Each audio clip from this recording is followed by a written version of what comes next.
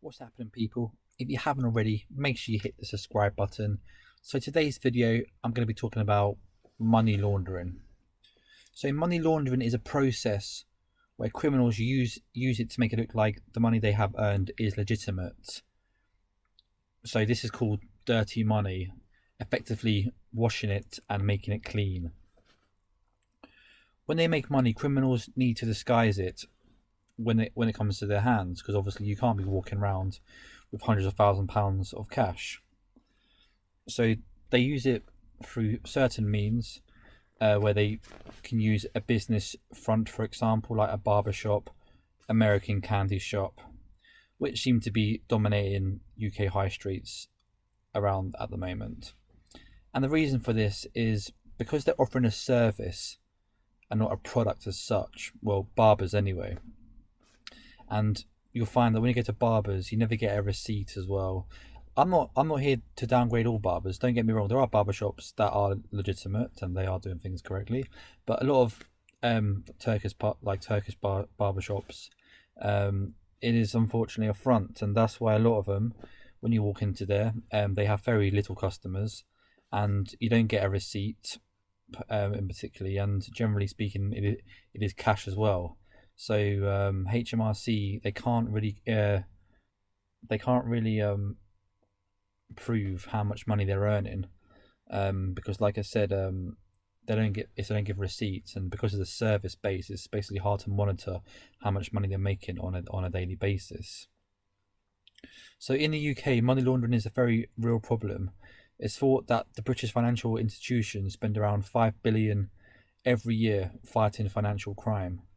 However, efficiency of how effectively the UK can fight money laundering is also criticised by the government as well.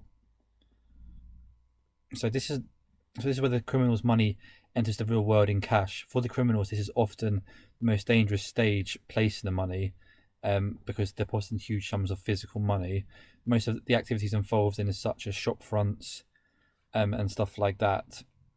So a lot of criminals, they sort of layer their money as well, where they basically switch hands multiple times into overseas countries, and they invest it in various financial products or companies and offshore accounts. Yeah, and then they try to integrate it as well. So during this final stage, the person who initiated the original laundering will get their money back, but this time will be in legal capacity, such as in art or a property investment.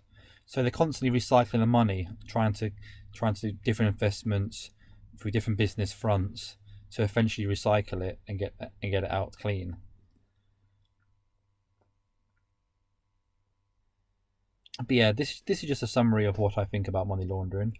But I just think it's a big problem in the UK with our high streets, because you got to ask yourself the question: is, these big brands and stuff who pay these ridiculous high amounts of rent.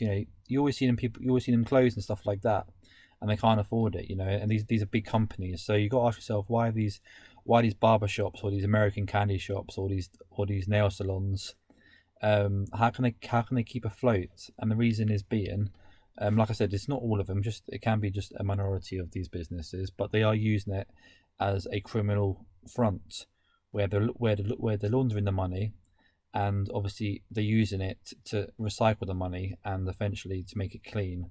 And because it's very hard to track, and you'll find as well when you go into American candy shops, if you go into American candy shop, generally speaking, they haven't got any prices on the products.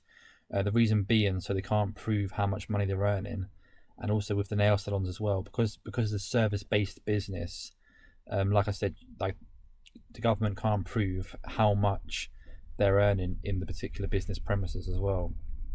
So I think money laundering is a problem, and I think it is a problem because a lot of legit businesses who want to set up shop, they can't, because they can't afford to do it basically. But it's the landlords also who are taking on the businesses.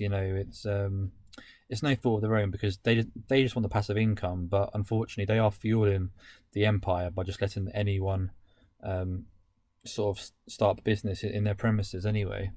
But the UK in general, generally speaking, is one of the is the pandemic is the epicenter for money laundering. So they say that we actually accumulate over 150 billion pounds of dirty money goes through the UK every financial year. And the reason being is the UK is one of the easiest countries or states in the world to actually set up a company or a limited company, because it only costs, you know, £10-20 to set up a company here in the UK. Whereas in America and stuff and overseas, it's much harder. You know, you've got to do a thing called LLC, etc. And it's a much more of a ball ache as such. But yeah, I just thought it's very interesting to talk about money laundering here today. And if you thought anything was useful, then or you enjoyed my content, then please make sure you hit the subscribe button. Peace.